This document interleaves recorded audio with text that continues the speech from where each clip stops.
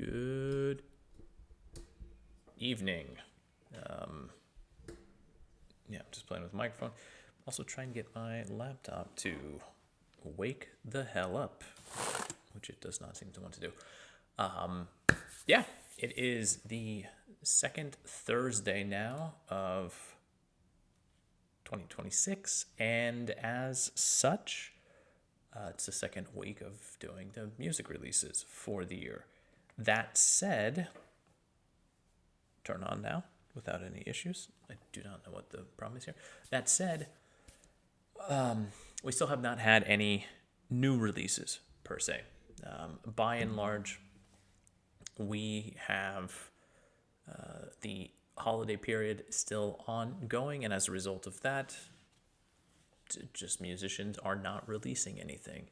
It's kind of interesting too when you think about it, because the last 2 weeks of December, when everyone, at least in the music community, is trying to finish up their top picks of the year and all of that type of stuff, when everyone's getting ready for the holidays and this and that, people are still releasing music at that point in time. And I don't know why those people don't just delay it until like the second Friday of the holidays, for example, or even the first Friday of the holidays, because there are a lot of people who are obviously at home. They don't really have much going on, and people are listening to music. Once the holidays actually finish, obviously, no one is sitting around and listening to Christmas music anymore. So, I don't know, I guess. Anyway, it doesn't matter. This has given me at least a little bit of a chance to go back and take a look at some of the albums which I did not get around to listening to myself in 2025 for whatever reason, and I do have that opportunity now. So, what am I supposed to do with this? Just a second here. Right, okay.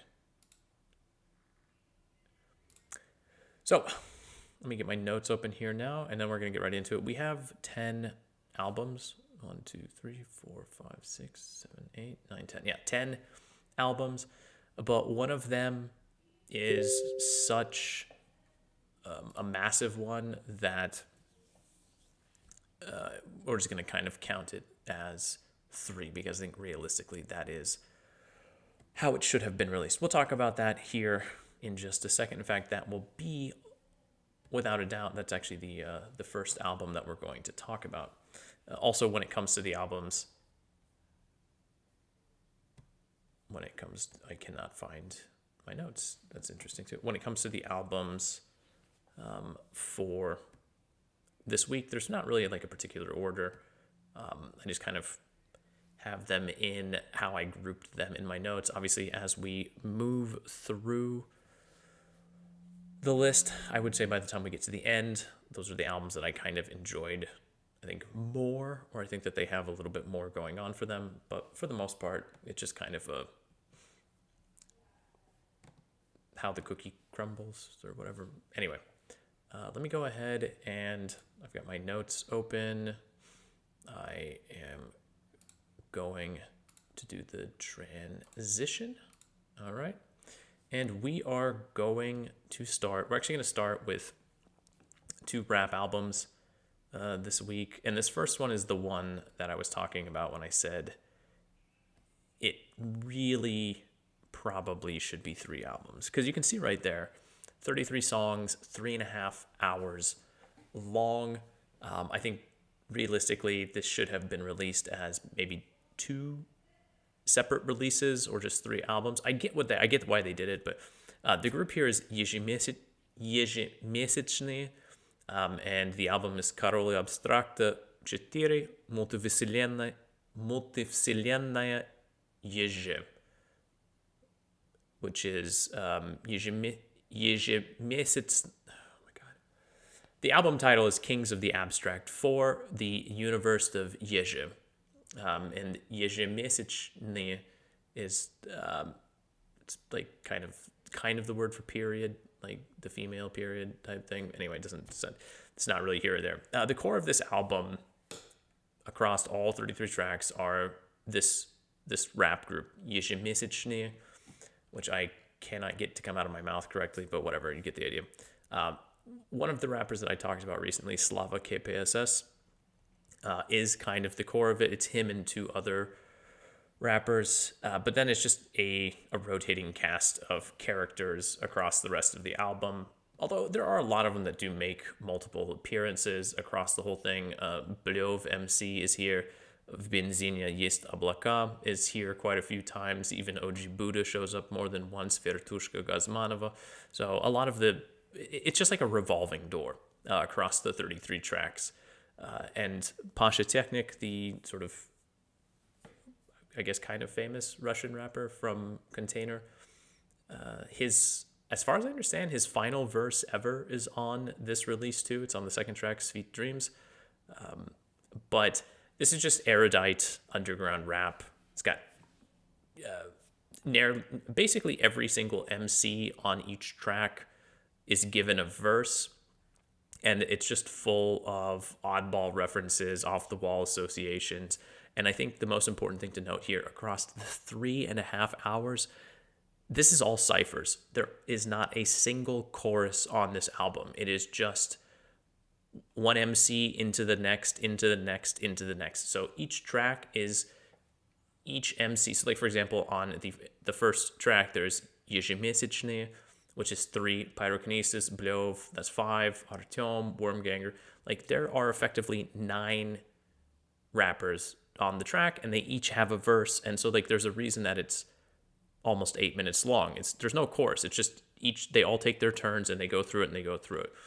That's kind of why the average length of each of the tracks on the album is about 6 minutes long. It's actually over 6 minutes when you take the average. Energy, atmosphere across it does ebb and flow. Number of the tracks are sort of flexing and more upbeat. But there are a good number that are a little bit more downcast, feel a little bit more focused on storytelling. Although it does depend on whose verse it is. It is obviously, let me just close Telegram too. It's obviously an imposing album. 3.5 hours is kind of a big commitment, all things considered. I barely got through it, but it is one of those albums that once it gets going, it's pretty easy to just get caught up into it, into the beats, and the flow of the MCs is good. If you can understand Russian too, you're going to get a lot of deep references, pretty fun and entertaining non sequiturs. There's like, for example, a whole track, I gotta remember where it is, Государство амбидекстров, which is basically about ambidextrous politics, or politicians who swing from left to right, basically political grifters, and not even just politicians, but people. Anyway, there's a lot of stuff going on here. Let me just jump into the first track, because I think it's a pretty good introduction to the album. Выделяют сладкую секрецию. Не со всеми на коротких двигал, чисто гоп-стайл. Кто-то в падике моем ювелирно хмурый поставил. Сектор газа с окон прибавил. White hot ice, накати-ка на кадык из праворульный краун. И многих уже нет живых. Отлетели в никуда старые компы. Щеманули из контры, пошел во дворы. На гараже стоит Цитрузавкин Михаил. Я не ходил в детский сад. Курю в школе за углом.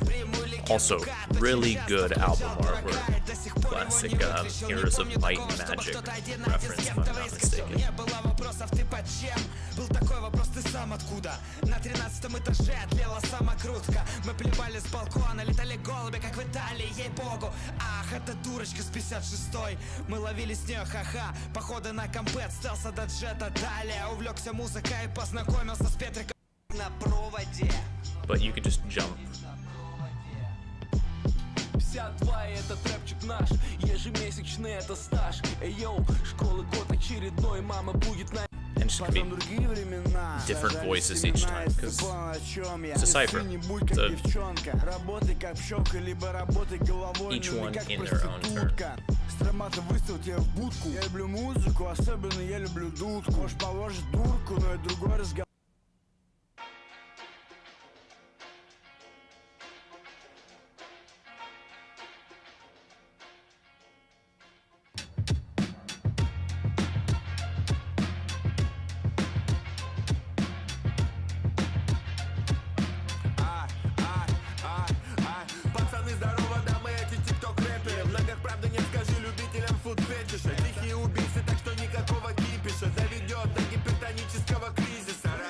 Саня, заводи шарманку для шаристых. Иди твою мать, профессор, говорю как шариков. Хари кинул Харибова охранника, кафешечки на Патриках, и он такой, ебать его. Еще чуть-чуть и прямо в рай, но мы не So, батишь. obviously, being able to understand the lyrics to some degree is going to help with appreciation of the album. But what I found a lot too while listening to this was, like, 3.5 hours is a long time. I didn't sit down and listen to this all in one sitting, so I said it realistically could have been broken up a little bit.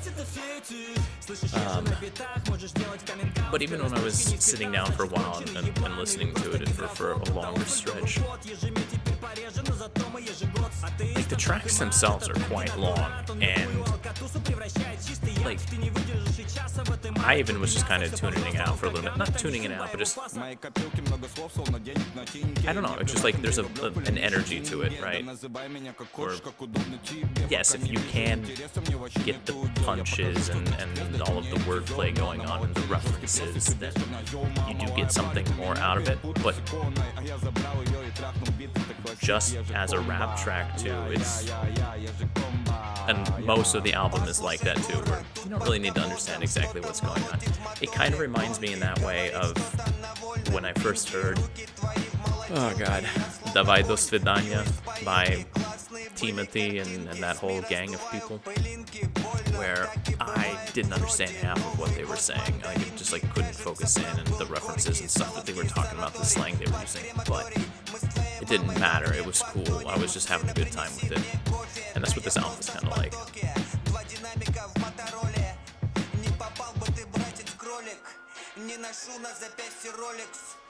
I got one last track to feature here. Let me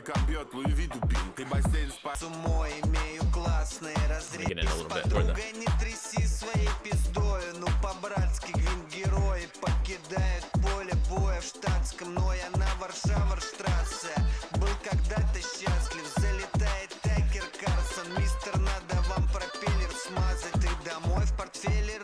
там приветы откопали, тащу лямку иностранца, мир индусы проебали. Этот тык невыразим, был бы Васей нездоровым, я бы тоже жил в грязи и молился на корову. Золотые наручники. I mean, this is about as close to a chorus as you will come across the entire album, and it's not really a chorus, right? Пелевин или пинчон, прояви уважение, дядя. А то посадим на кабачок за такую короткую челку. Тебя нарядят на нашей зоне. Качаем железо под My Chemical Romance. Пацаны на химии чилят дома, координируют колы по ближнему зарубежью. Граница России нигде не кончается, наша зона безбрежна. Мои красивые пальцы есть в каждой приличной базе, но почему-то не мэчатся отпечатки. С нами чалятся, это счастье, не бойся, но можешь чуток постесняться. So yeah, it's like, it's a lot. I do think ежемесячные,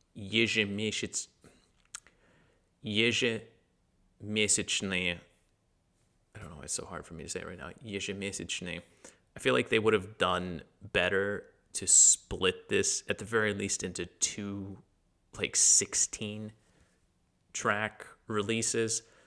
They obviously had other releases in 2025. Slava KPSS just puts out stuff at a ridiculous speed, and I'm sure, yeah, this came out in February. I do remember this coming out and being intrigued by the album art. At the time, I did not realize it was 3.5 hours long. That probably would have been enough to scare me away. But what I mean is, if you look at the releases, they actually did have another normal-sized release in 2025 in June. So I don't know why they didn't just split this up. I think the biggest complaint I have with this is there's a lot of tracks I like on this release, a lot, realistically. There are some tracks I'm just not huge fans of. There are these skits, which are really more kind of musical interludes. They're not skits in the traditional sense of like a rap album skit. But I feel like it's too much to take in, right? And when, like, nobody has in 2025, unfortunately, time to just sit down for 3.5 hours uninterrupted and listen to music. And if you're releasing an album, realistically, even if it's a mixtape, right? Like realistically, you want people to try to sit down and take it in one setting or one sitting, more or less. So to release a 3.5 hour one, like I know we saw Lida release a single track that was like 4.5 hours long, but it was supposed to be the length of time it takes you to go on the Sapsan from Moscow to St. Petersburg. So there was like a specific reason for the length. It wasn't just like, I'm going to make a track as long as I possibly can. It was specifically working, like if you were to take the train between Moscow and St. Petersburg, you could listen to it while you're on the train as a way of sort of disconnecting from the snippets and shorts of TikTok and other short forms of social media. Like there was an idea behind it. Here, it's just like, how much music can we cram onto one release? I don't think that's like the best idea, all things considered. It's been like, and I like in the age of albums, I remember all sorts of double albums being released. But even then, the double albums were not all that long, right? They still ended up being like 2 hours maximum, typically.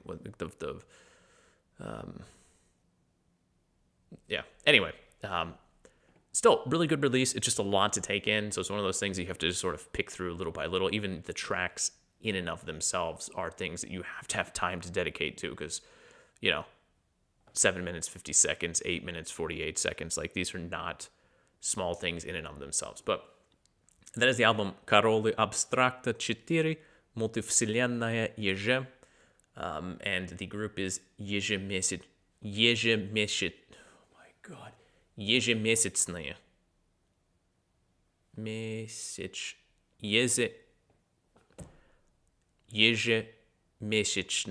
I cannot for the life of me get that out this evening, so it's not a word that I typically would say anyway, though. Anyway, so moving on.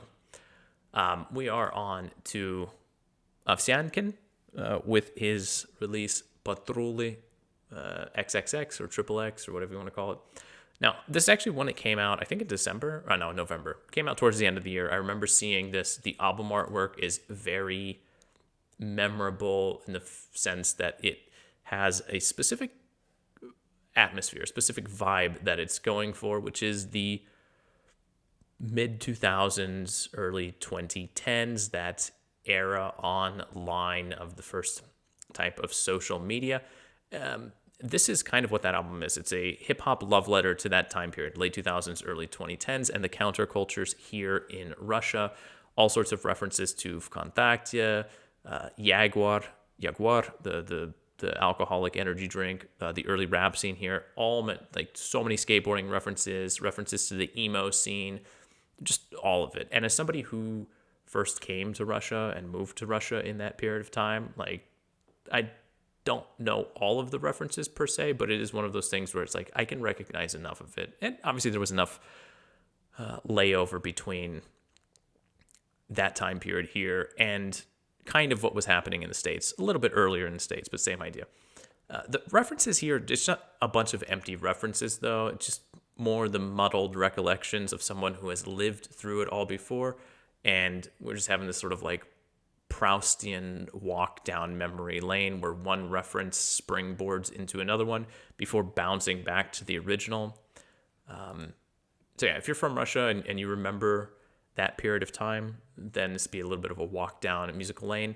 And honestly, musically, it's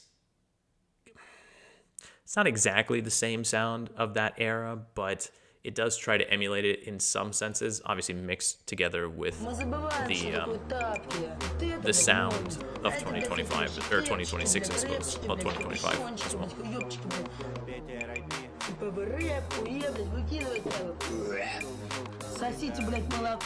All sorts of audio clips from old internet videos and memes. Мы крутим гелики, все, что нам нравится, еще есть на телеке. Когда не хватает, все пиздится из перика. Ща прибавлю скорости, как Тойота Селика. Не слэмимся на крыльях, не пьем старый мель. Капли золотого дождика на моих Америках. Делаем хуйню, но главное уверенно. Пока Дошли до клуба, на вход настреляли денег. На скейт-барахолке селю зимние сирисы. Уже почти весна, хочу накопить на хилисы. А может ну их на, возьму себе гриндерсы. В итоге беру трофи и на сдачу читас. Банки предлагают ставить эрогез на рвоте. Спрашивают, если у меня сайт на народе. Увидев меня, вряд ли скажут годен. Селодейс, как Ян Маккей, но я не в огороде. Селодейс, когда охранники толпой твою тушу месят. Селодейс, когда даже с такого мне не по-детски весело. Селодейс, когда времени так много, что брать мы едем вместе. Вы что, газ нюхаете, да? Как нет? А ты не нюхаешь газ? Не. Ебать. Молодец. А ты зачем газ нюхаешь? Я не пыхал газ, зажигалок, это мерзко. Напульсник на руках, закрываю так порезы. Из пинг-понга вакс, чтобы пройти дресс-код. И мой главный страх, дома пьяный отец мой заметает так блевотина. На дневной вписке, пока предки на работе. То, что не заботится, вообще нас не заботит. Going on to Genius and looking at the lyrics, like, the thing that I was amazed by, a lot of the pop culture references I was able to discern without too many issues, but there are so many references to rap groups, Russian rap groups from the early 2000s, like, that just don't exist anymore, and I obviously had no idea even existed when I was first here. So even as an artifact or a love letter to that time period, there's a lot of information for somebody who's like not that well versed in the history of the Russian rap scene, I suppose. I guess that's one thing to keep in mind too. Сейчас, а ну вставай, раскол. Православной церкви заруинил мне потенцию. Я врал все эти годы, вообще не фанат контейнера. Курю в хамаме, чтобы мама не спалила. Теперь заперла в подвале, ну и как мне найти выход? Бля, ёптать, обколола меня чем-то. Делает из моего баклажанчика розочку. Вот почему она говорила, не трогай это на салат. Момент ответить всем. Это же юбилей 10 лет. ПаТрУлИ, давай дружить и пить водку из горла. Трахом твою шиху, как она мне только свистнет. Говорит, твой хуй, это трагедия всей жизни. Мы все в аквапарке делаем, в бассейне водной. Нужна только одна бутылка, это охуеть удобно. Я бездана парень, за мной бегает охрана. Обломайся, мусор, уходить мне еще рано. Хватит за мной бегать, старина, съеби нахуй. У хейтеров мои просушки вызывают ахуй. Кто-то на заброшках, кто-то по скейт-споткам. Мы, кажется, не брошенные, лишь друг друга ждем тут. Брошенные It feels very chaotic. I will sort of recognize that fact, but it also, I guess, fits with the imagery of the album artwork, right? And it fits with that, like I was talking about, that weird walk down memory lane and everything just being mixed up and muddled together, and like all of these weird pop culture references from that point in time.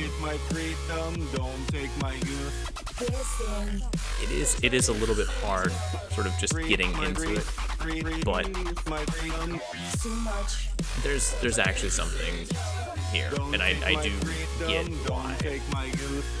Especially I think for like older heads in the hip-hop community here in Russia, there is, like I said, it's kind of a love letter to that period of time. And realistically, a lot of the people who are in the rap and hip-hop scene now and who are like active consumers of rap and hip-hop in Russia in 2026, this is the period that they kind of grew up in as well. So in one form or another. So yeah, that is the artist Ovsyankin, and the album is ПаТрУлИ XXX XXX. Okay, up next we have kind of one album, but two albums. We're going to talk about it here in a second. This is the album EMOJI GIRL by the artist MC улыбочка, and we also are going to be talking about the alternative version of the album. So the way it works is the first album here is, quote, a dreamy mix of pop and cloud rap spiced up with colorful electronics. That's how the artist herself describes it, which I think is fair. I would just probably say in 2025, it's just like hyper pop, but you know, she got a much nicer sounding description. And the alternative version has tracks that are, quote, more lyrical, experimental, and with guests. So the original one here rides the border. I would say it's actually on that border between what we would consider just regular pop music and then what is hyper pop, right? It actually straddles that border pretty well, and it makes it quite listenable for people who are maybe not as familiar or comfortable or like just don't enjoy hyper pop, right? So it theoretically would appeal to a larger audience. But I think the reason I'm talking about both of them too is because, first of all, I did see some discussion about this in, I think November is when it came out. Yeah. And I figured I would just give a listen to both of them here. Obviously, the end of the year lists featured the original version, but I figured I remember there being an alternative version. I wanted to check it out. And I think listening to the alternative version after the original version, it has the same energy as like back in the day when you would buy the deluxe album of your favorite group, and it would have like an additional 8 tracks at the end of the album, and they would all be various takes on the tracks that you had just listened to. It's not likely the thing that you're going to go back and listen to again and again all the time, you know, because realistically the original album is what you come for. But after you've heard the original tracks and you have them fresh in your mind, like hearing these second ones, it kind of helps cement the originals in your memory more, because like I don't know, there's something about, you know, like when you hear the original version of I don't know, like a rock song or whatever on an album, and then they have the acoustic version at the end, and there's something about that the sort of, it's a fresh take on the song, but your brain recognizes what you have heard not that long ago in just like a different context, and it kind of, I don't know what the effect is, but it works. And I think, right, like by itself, the alternative version doesn't make a lot of sense. It does feel a little bit odd, but in the context of like a bonus disc to the original album, then it makes a lot of sense. And I think realistically, that's what it is. So let's just, I guess I can leave the fun little animations up over here.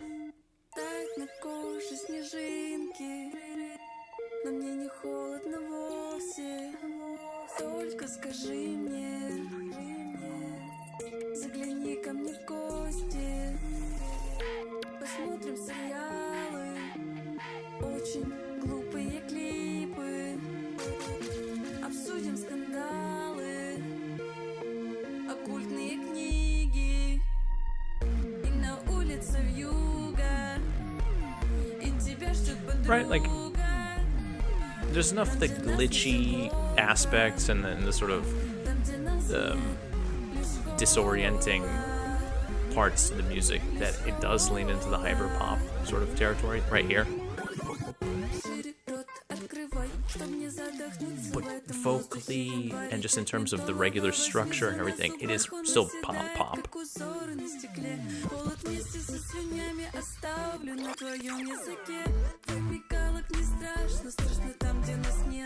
But then like you jump to the alternative version, right? You can hear it's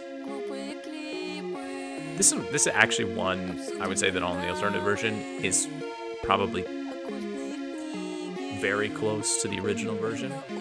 But even here you can hear they stripped away a lot of the additional window dressing and noise and side effects that are happening, or not side effects, but right, you get what I'm saying. Things that are happening on the side in the original track. I think another good example is this track as well.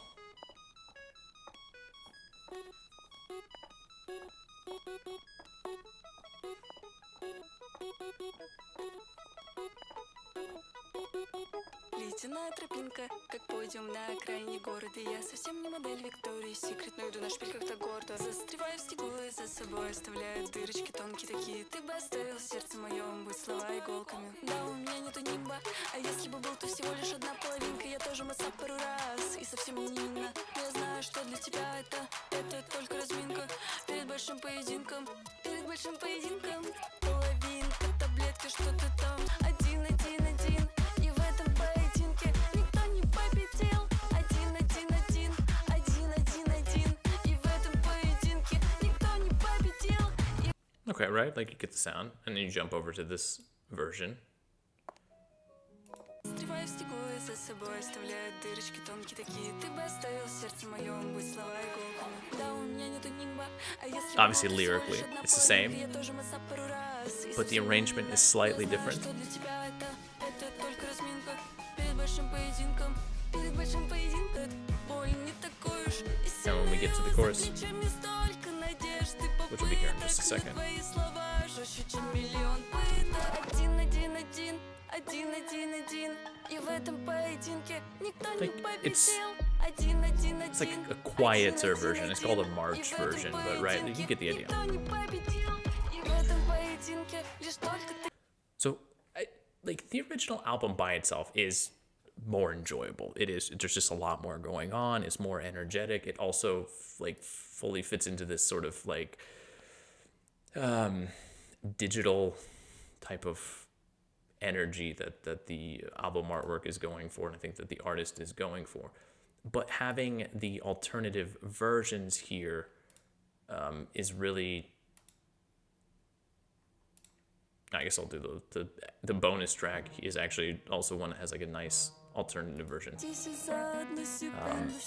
Having the alternative versions, it's just like it's a nice, I use the term a lot, but I think it's appropriate here as well, to like the yin to the yang, right? Like the other side of the coin of, and I do think it's fun when artists offer up different versions of their songs, not as remixes, but just literally like, I don't know, you know, they were working on the song and they weren't sure necessarily what they were going to do with it, and this was an alternative idea that they had. Like it could have evolved into this direction, but it ended up not being that product.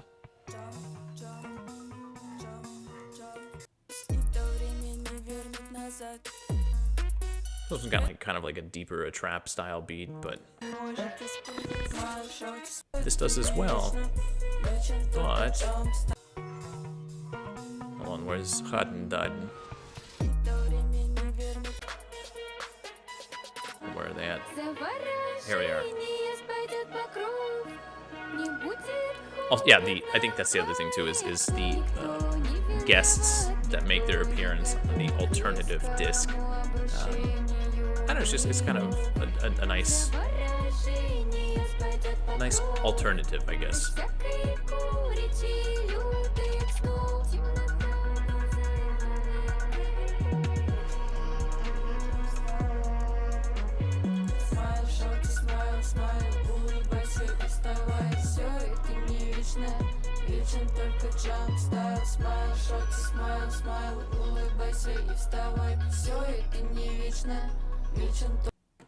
And honestly, right, like both of the albums are 30 minutes long effectively, so you can easily listen to both of them back to back without too much of an issue. So yeah, this is the artist ulybочка.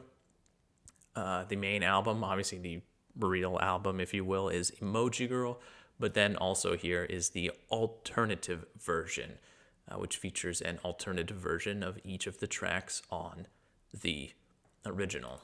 So yeah, also a nice little kind of pop, hyper pop release here that was overlooked in 2025. All right, moving on.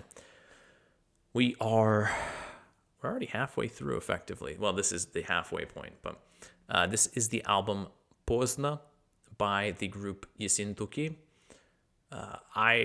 There's not much to say about it. I saw lots of shoegaze emo descriptions, but if anything, this just feels like a slightly noisier version of, slightly noisier and more reflective, more introspective version of the group Космос на потолке, who we heard way back in January of last year. So you might not recall them, but anyway. Lots of bedroom pop, lots of twee vocal energy, but it's just a nice... I mean, I get the shoegaze emo description that I saw a lot of people bring up, but it just feels like I don't know, an easy way. It's just nice, kind of fuzzy, dreamy indie pop rock.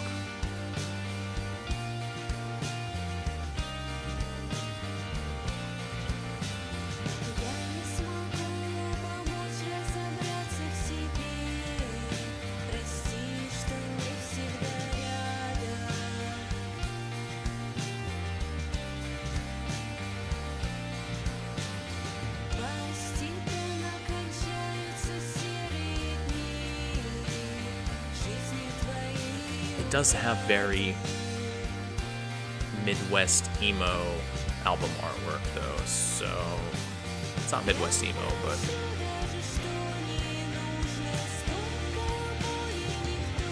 like you can hear the shoegaze that people call out to, and you can get the emo that people call out to, but I feel like there's, right, it's not that simple.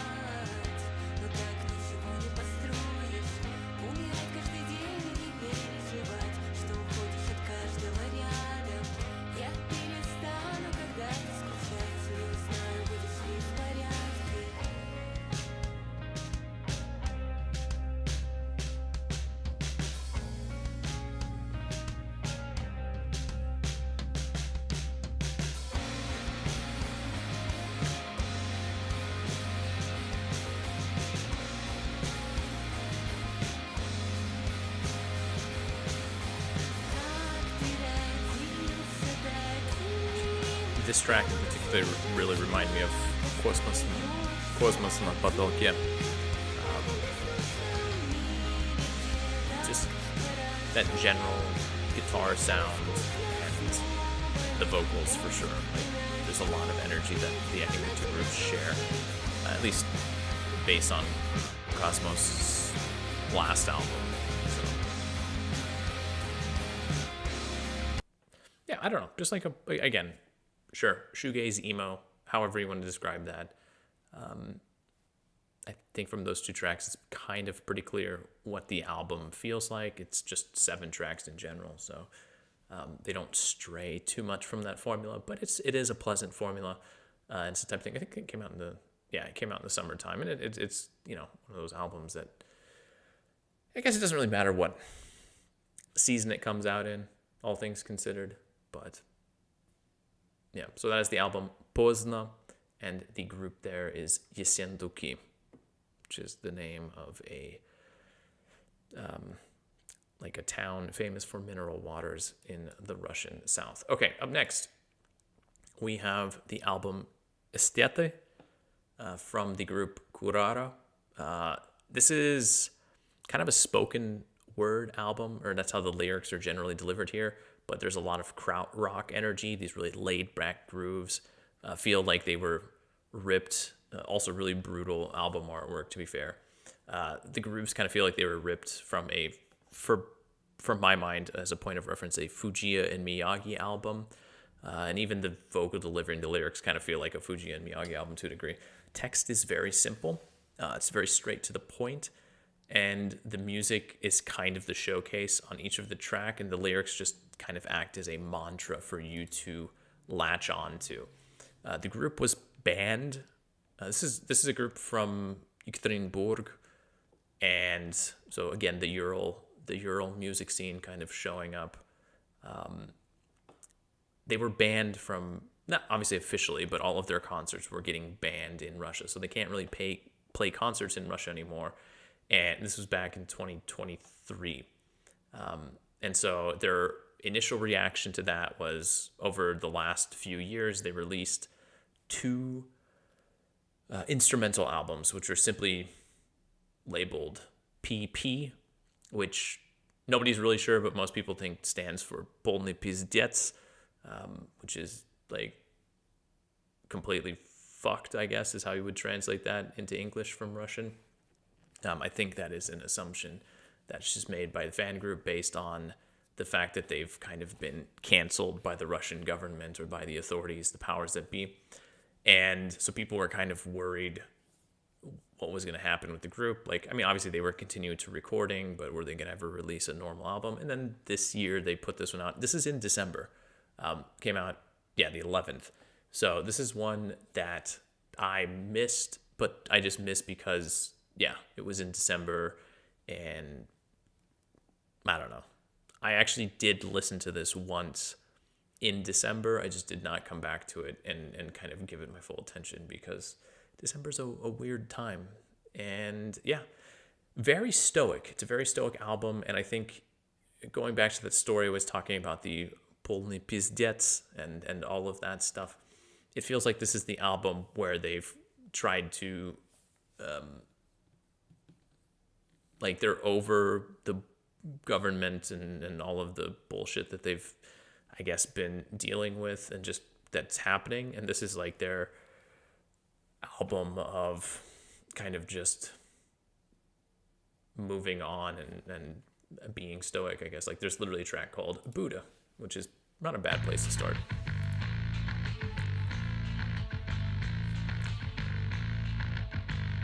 Why are all of these? Okay, whatever. Oh, they're in the December playlist, right?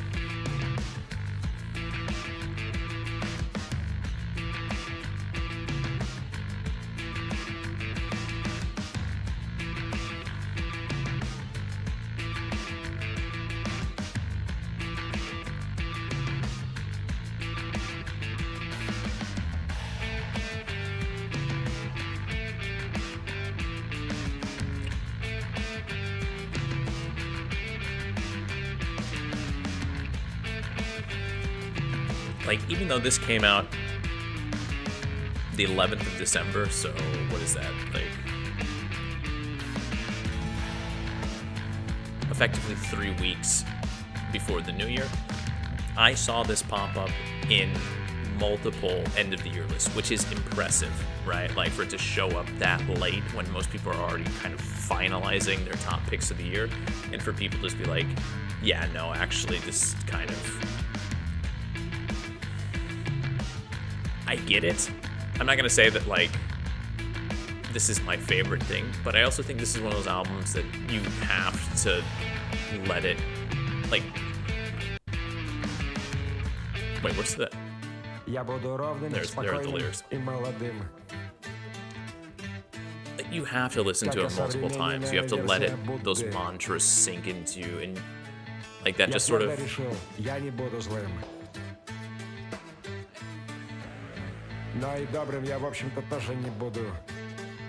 The lyrics are fantastic too.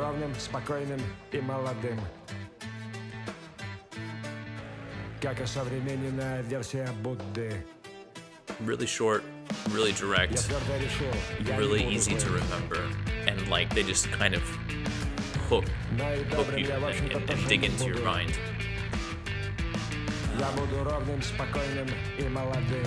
Now, obviously, like, not all of the tracks are this laid back, but you can see here too, right? Like, none of these songs are short, and they all have these really long. This is like a very instrumental album in a way. It's just there are times when the vocalist comes through and he delivers these very short, pointed, often at times quite poetic lines.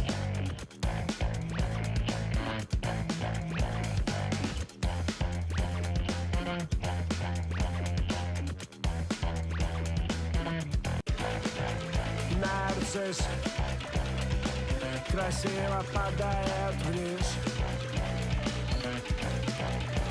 Артист во всем и анархист, никем не признанный, инстинкты неизменные, Цвет лица бледный, рост средний, последний день лета.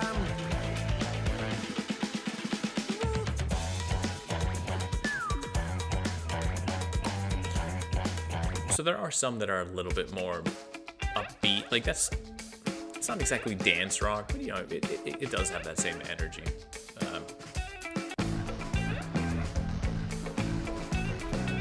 Нас нагребает посылка из рая.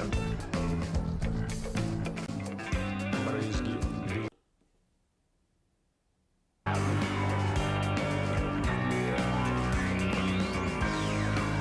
And like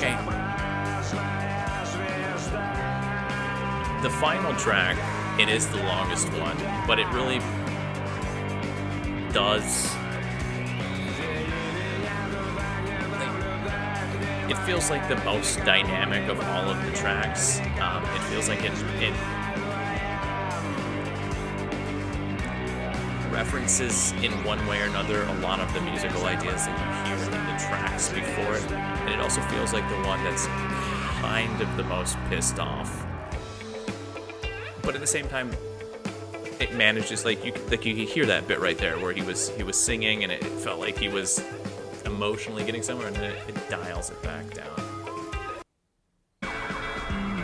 So like it never actually breaks through, and this stoicism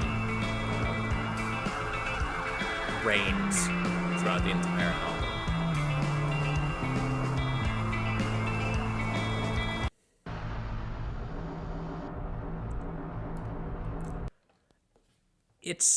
It is a long album too. You can see an hour and 7 minutes, 11 tracks long. So this is one of those that it does also demand your attention. It's a little bit easier to sit through than the Ежемесячные. But yeah, but I think it's got the depth. It honestly doesn't feel like an hour 7 when you are listening to it though. This is actually one of those things where if, I don't know, you're doing something, just that sort of krautrock, very steady rhythm section energy, it 5 minutes can elapse and you won't have realized it. So very good album. I feel like it's one of those where I saw somebody describe it where it's like if you release an album at towards the middle of December, you have to either be insane or just completely confident in what you're putting out. And that's kind of, I think, maybe a little bit of both for these guys right here. So that is the group Kurara, and the album is Эстеты. Sorry. Also, yeah, brutal album artwork, very memorable. So, I mean, I guess rip Pigeon, right? Moving on, we have the album Энвайронментал from the group Жарок. Yeah. One of the things that I like about the album, very kind of, I remember seeing this a lot, I think in April when it came out. Yeah. I remember seeing this album artwork a lot, and it just did not grab me. So that's the one thing I think I saw a lot of people talk about this, but I saw the album art and was just I don't really know what's going on here, and but it's a good album. And one of the things I like about it, aside from the troubadour style of, lyric delivery, is, and that reminds me a lot of Wild Beasts, is that there are these intermittent hints of Modest Mouse that I don't think are intentional, but I still hear them throughout the album when I listen to it. It's just this really beautiful indie rock, very earnest. It's focused on the environment, what people have done to it, but not always. Sometimes just focused on the environment itself, like nature. Hence the album title, Environmental. But it's that mix of sounds too. Like I said, the sort of vocal delivery of Wild Beast, that sort of really over-the-top troubadour style singing, these weird hints of Modest Mouse in some of the guitar lines, and also there's a lot of The National, I feel like, in here too, and these are all groups that I just really enjoy. It's something warm and simultaneously melancholic, It's kind of like looking at the beauty of the world and understanding that it might disappear and that the other people who are out there in the world looking at it just don't see it or appreciate it maybe in the same way. Yeah, just a nice, warm, pretty album.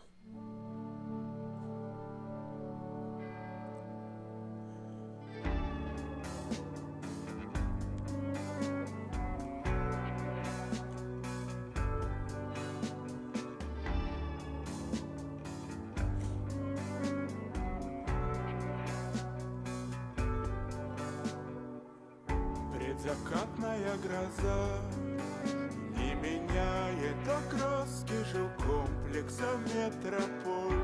Закрываются глаза, но экран не погас и сгорает электроток. Это не конец света, я почти в темноте. This song right here has a few of the Modest Mouse moments in there too. Just like the weird little guitar things that they do. Not so much in the actual melodies and whatnot. It's this odd little that they have sometimes off at the end.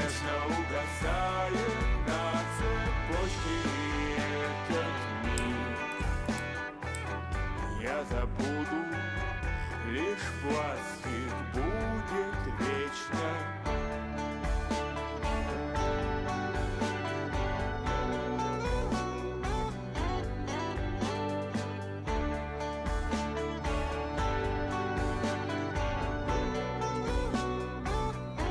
Warm but melancholic, right? I feel like that works. And I really like the last two tracks. I think the last two tracks are both really.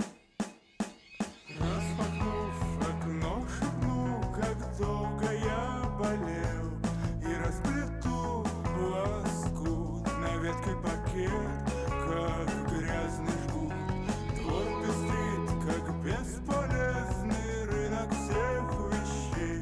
Весь этот хлам пришлось вам побросать. Чушь, что стряслось, вы бежите.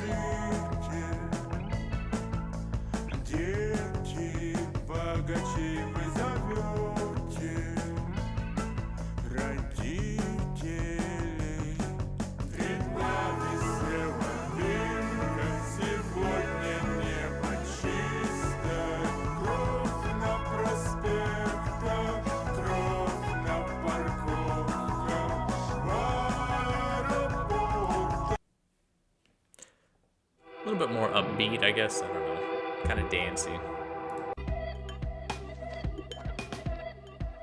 Между высоких домов всюду шум, тоска, следы агента. Все было так до момента, когда пошел дождь, и ты застыл под дождем на проезжей части, дружок. Когда понял, что ты должен делать музыку сам, ты застыл под дождем на проезжей части, дружок. В этом мире каждый должен делать музыку сам. Я бы тебе. So yeah, just a really nice, like I said, warm, melancholic. Just really, it's got just a nice overall package. It's relatively short. You can see about there 37 minutes, give or take, and I don't know. I think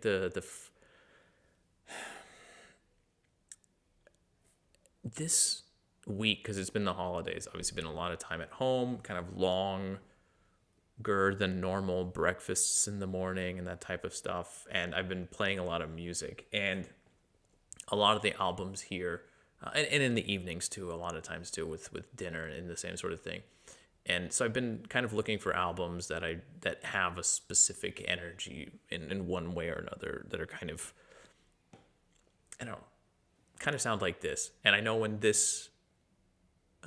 was playing it a few days ago, I don't know how many times we listened to it on repeat, 4 or 5. I mean, it's easy to go through multiple times. And it's one of those where like, it doesn't matter. Each time it comes around, it's still just nice and fun. My wife was even like kind of humming along with the melodies and stuff like that, which is always a good sign. So yeah, that is the album Environmental by the group Жарок. All right. So next up we have the album Когда, очень крутой by the artist Bужба or Bужба.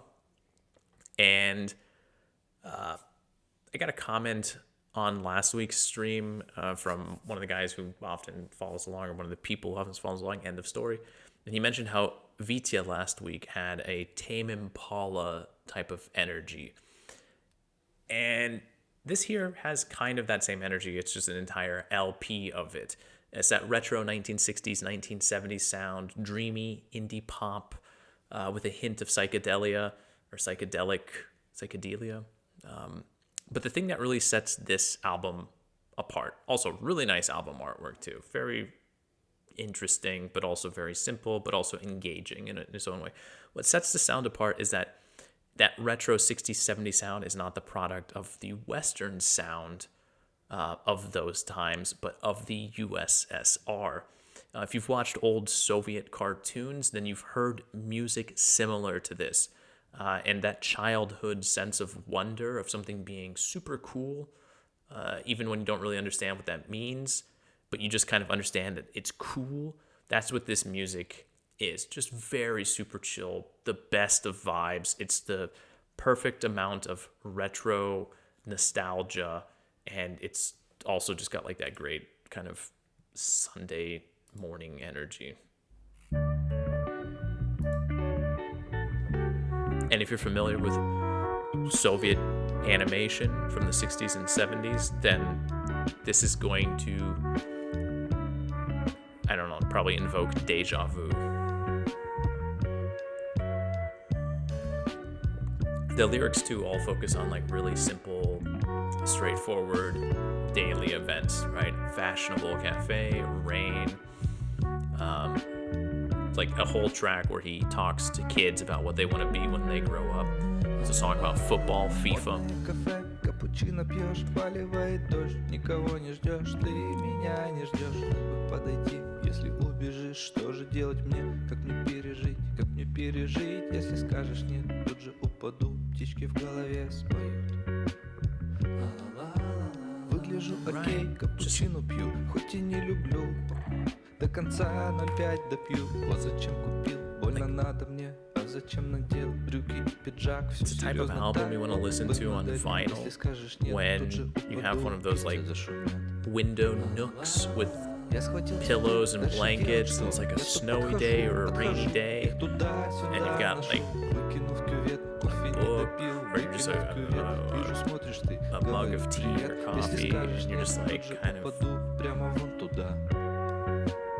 disassociating from everyone and everything. Шок в глазах, ты не сводишь глаз. И полез в кювет, паренек, то ли водолаз. Больно надо мне, а зачем надел брюки и пиджак? Все серьезно так, брюки закатал. That's so nice. Just such nice music. Колено стопья, ты подножка. Я опускаю в тарелку ложку. Стоишь спиной и будто плачешь, а я молчу. Никак иначе, есть не хочу. Уже наелся, не вижу мяч. Куда он делся? Нашел его, я в этом шуме. Бамс, ты пинаешь по лицу мне. Я пригнулся, не попало. Я с мячом, и мне все мало. Где же ты? Исчезла, что ли? Со своей половины поля. Бегу в атаку, нет защиты. Толчок, подкат, колени сбиты. Лицо в земле, ложка в тарелке.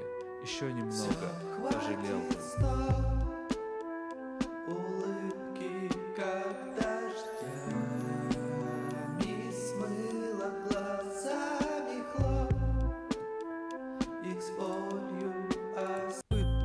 В газоне, взгляд на себя и сжал ладони, как воин, улетает в небо, взлетаю я. Забить уж мне бы, несусь по полю, Гол все ближе, Playing football, трибуны в like as a тишине, kid. как мыши, не на Just своем, like that как будто поле. like wanting to Зачем play and жмут all the excitement, на jumping and треугольник, giving the бегу play-by-play назад к своей from the защите. Не понимаю, the point of подождите. view of a И very на young секунду boy. встало время. Защиты нет, я в нападении.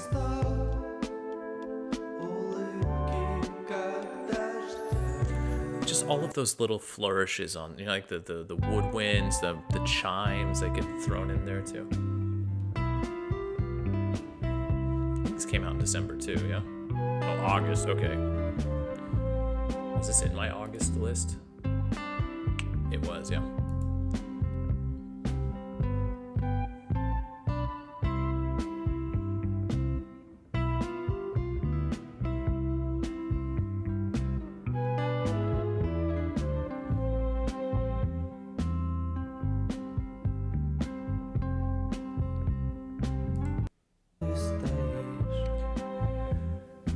So yeah, I think you get the idea. The type of album, well, I described when you would want to listen to it, when I want to listen to it. But there is a very nostalgic sound here. And what's interesting too is it's a type of nostalgic sound which just doesn't get explored or utilized very often. And so this is Bужba's third album, also from Ekaterinburg as well. Yakabé has got just like a really kick-ass music scene for it being kind of like a smaller city. They've got a very serious music scene, I don't think serious. But anyway, yeah. I hope Bужба continues to like push with this sound. I haven't heard his other albums. Maybe he's just doing what he's always done. But there is something delightful and childlike and magical. It does kind of take you back to that younger time, I suppose. There's something in the music, whether it be the sort of retro nostalgia vibes or just the overall atmosphere that's created there. But really nice, really just positive album. And the album is Когда, очень крутой by the artist Bужба. Okay. Up next, we have the album Я люблю птиц, or I Love Birds, by the group Умер, хорват. Yes. Everyone who wrote about this album, this came out in August, I think. Yeah. I kind of remember when some of these came out because they're not that long ago, and I remember seeing them and hearing about them too. But everyone who wrote about this album when it came out mentioned if the group was from England, they're actually from Barnaul in Siberia, but if they were from England, they would fit in with the windmill scene, which is something I did not know about. But it's a group of artists who got their start around the Windmill pub in Brixton in the late 2010s. For context, that would be groups like Black Midi, Black Country New Road, Squid, Fontaines DC.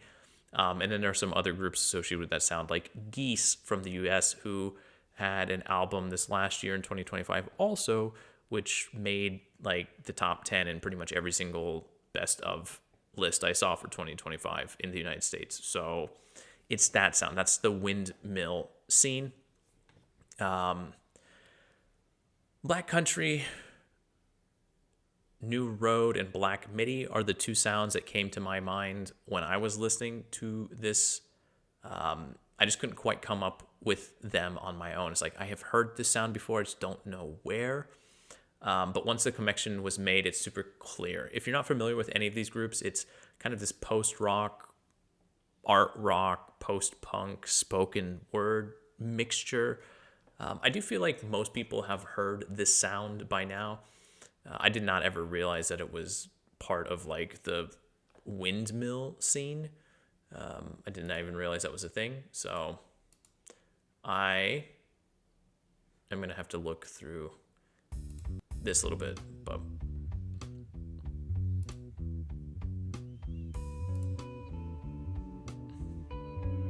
what the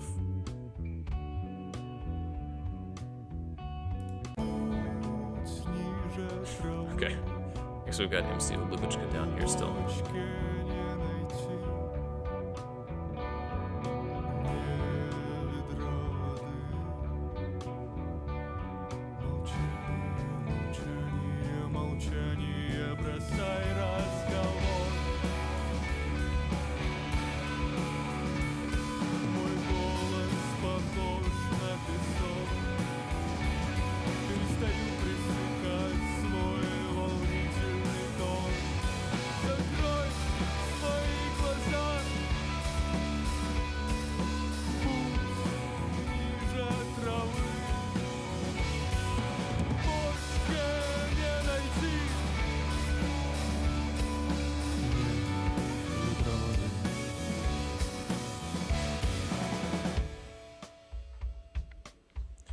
I'm gonna reload this just for a second to see if, there we go.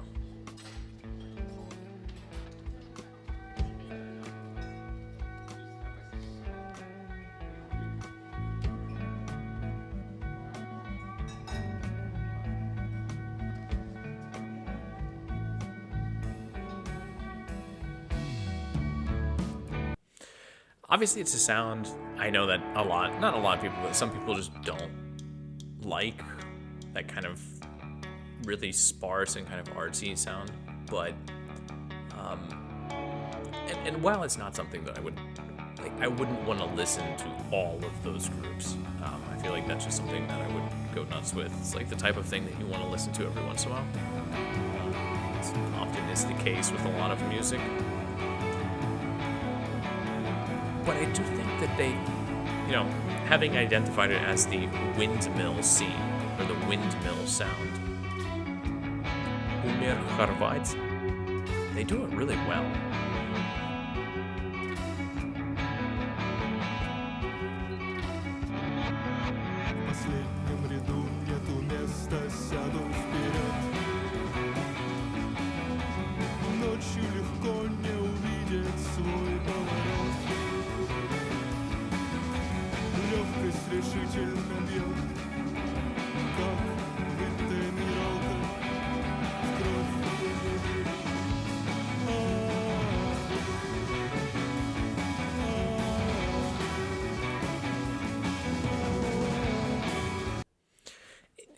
Again, if you've never heard this sound before, the windmill sound, again, I did not realize that was a term until doing a little bit of research this week. But if you're not familiar with the windmill sound, then yeah, it could probably not be your favorite thing. But I feel like again, a lot of the groups I mentioned, Black Midi, Black Country New Road, Squid, Fontaines, Geese, Goat Girl is another one. Those are, they're kind of underground, but also, if you're following the more indie rock scene over the last 10 years, I feel like you've heard or listened to at least some of those groups, so.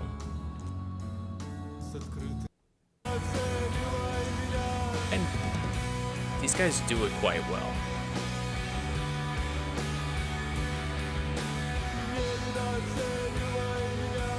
I think the important thing too is that, as far as I know, or as far as I've encountered in 2025, I don't know if there are any really other, or there probably are, but I don't really know of any other Russian groups who are doing the windmill sound, or the windmill scene sound. So that right there is... And this is also one of those types of music, like sounds, where lyrically it's actually not that important. Even the English language groups who do this sound, I just don't really pay attention to what they're singing about, all things considered, because it doesn't really matter. The inflection of their voice is really what you're honing in on.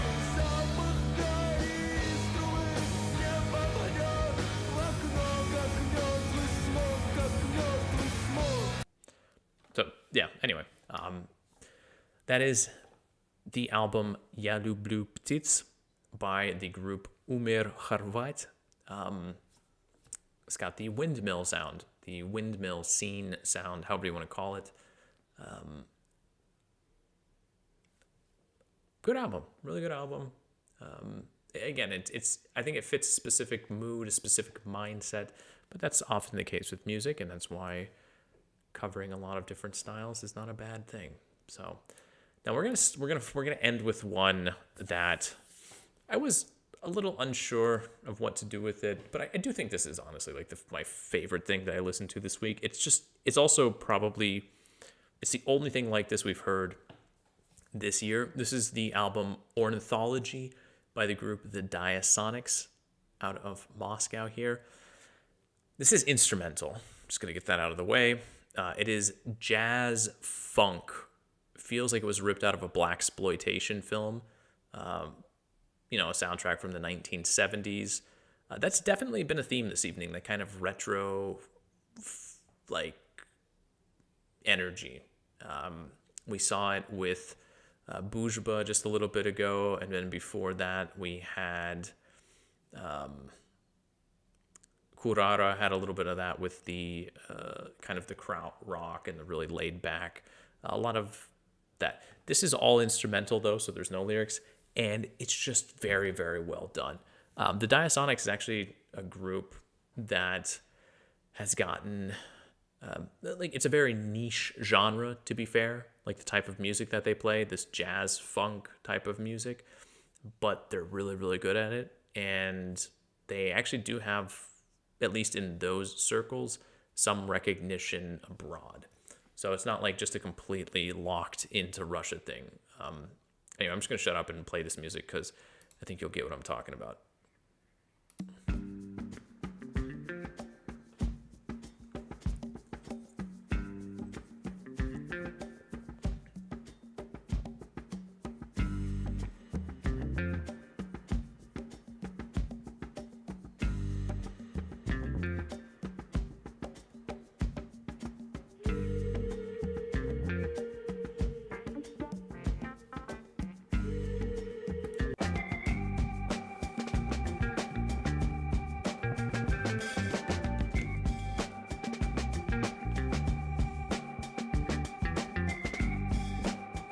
October. I missed this one completely. I didn't even know this came out, I'll be honest.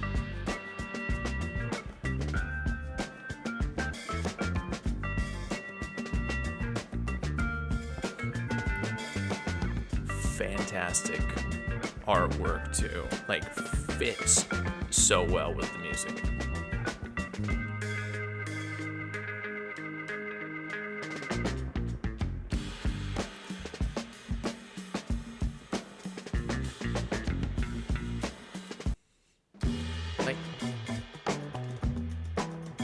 Like, you can just imagine, like, here, this would be like in one of those 70s films where like they're doing that montage where like the different scenes kind of slide into each other, right? Where like or even a Guy Ritchie film, right? Where like you have the different groups of characters doing stuff, and then like one of them freezes and then the next one starts moving. And in fact, that's what the group, when they were recording the album or when they were getting ready for it, they actually set out to make like a soundtrack with this album. I don't know what they did in the past. I know it's still general sound, but this really does feel like it is a lost soundtrack. And I've used that phrase a number of times in 2025.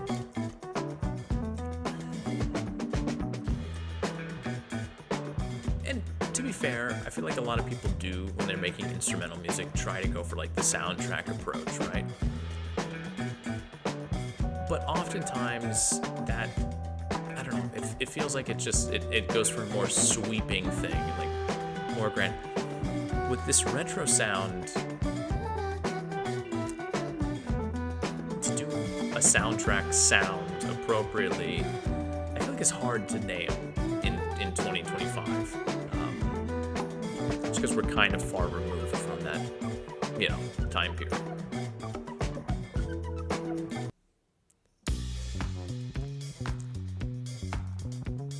This whole album is just fun. It's a really good one to just put on too, and kind of.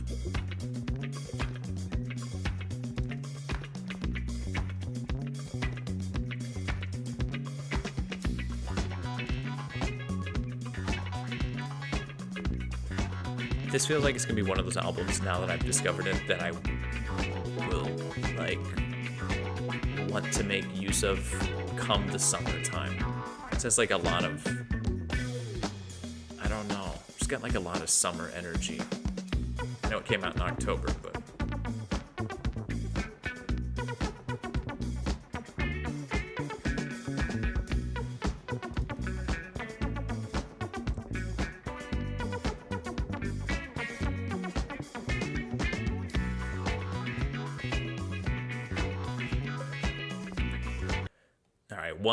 one last little.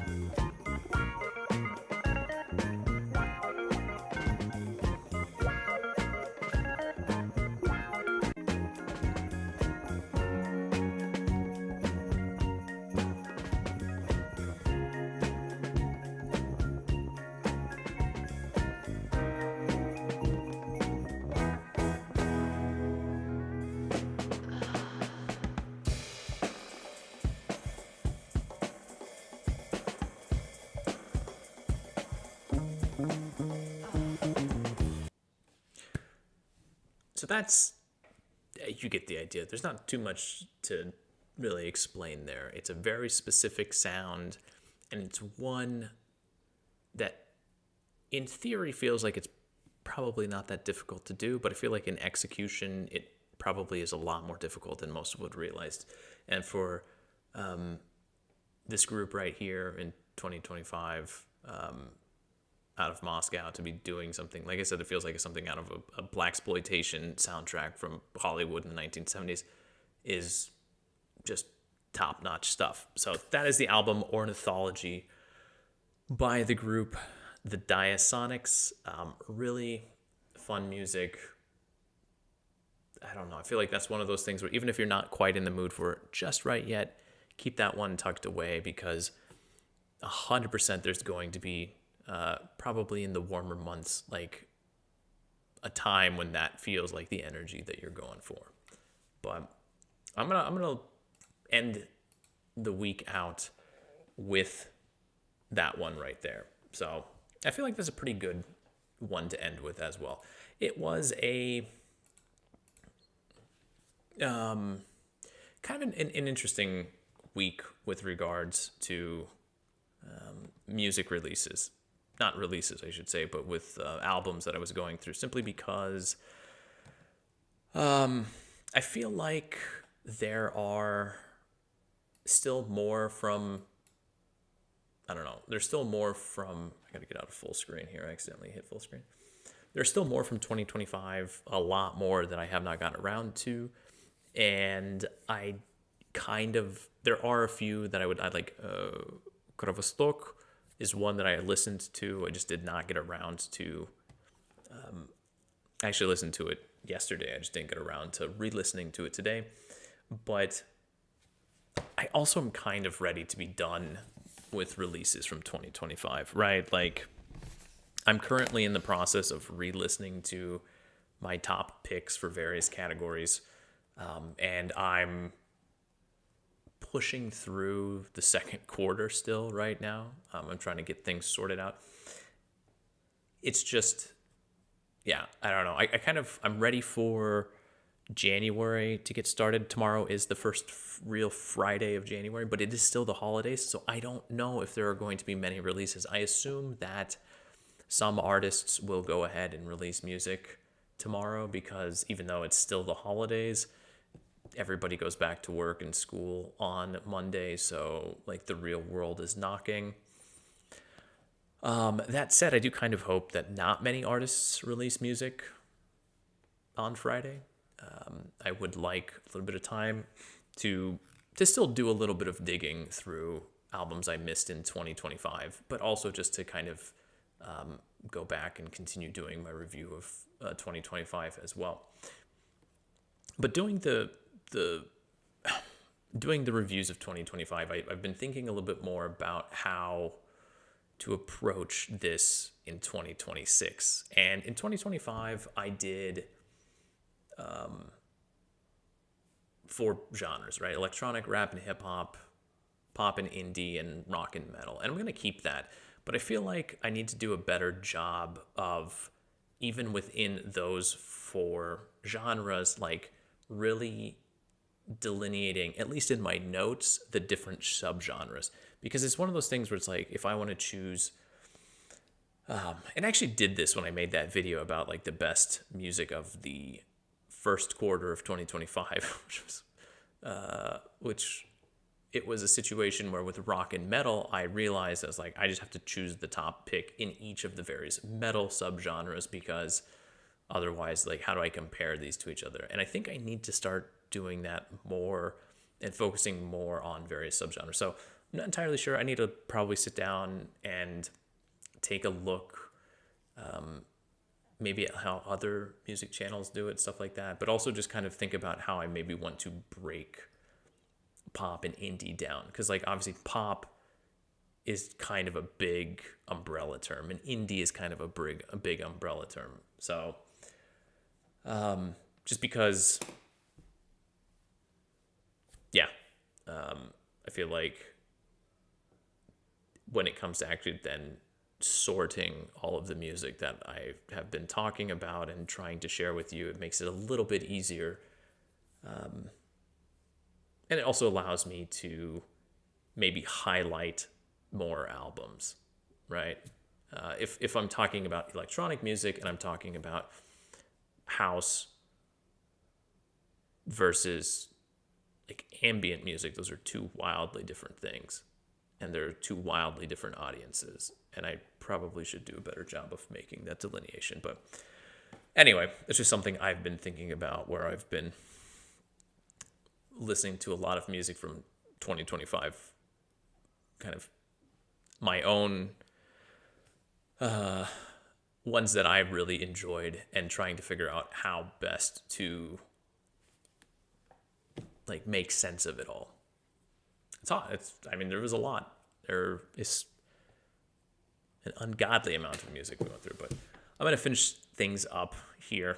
I could ramble, but I don't want to. I kind of got through this a little bit faster than I anticipated, so I'll be back next Thursday to do more music, either some more 2025 misses or the first set of albums from 2026, or maybe a mix of both. It's probably the most likely situation. But yeah, that'll be next Thursday at 10 o'clock. I also am not sure. I'm gonna mention this now because I'm not 100%, but I might start doing this at 9 o'clock Moscow time. Next week we'll still be at 10, but I think I'm gonna try to make it possible to do it at 9, just because it's a lot easier for me, and I think for people in general, it's a more comfortable time, at least here in Moscow. I mean, like in the States, it's kind of a janky time regardless. But anyway, yeah, so next Thursday, I will still be here at 10 Moscow time. And then, yeah, for the news, on Sunday, 9 p.m. Moscow time. I guess that's it. Everyone have a good evening, good afternoon, whatever time of the day it is. Y'all take care of yourselves. I will see you when I see you. And until then, пока-пока.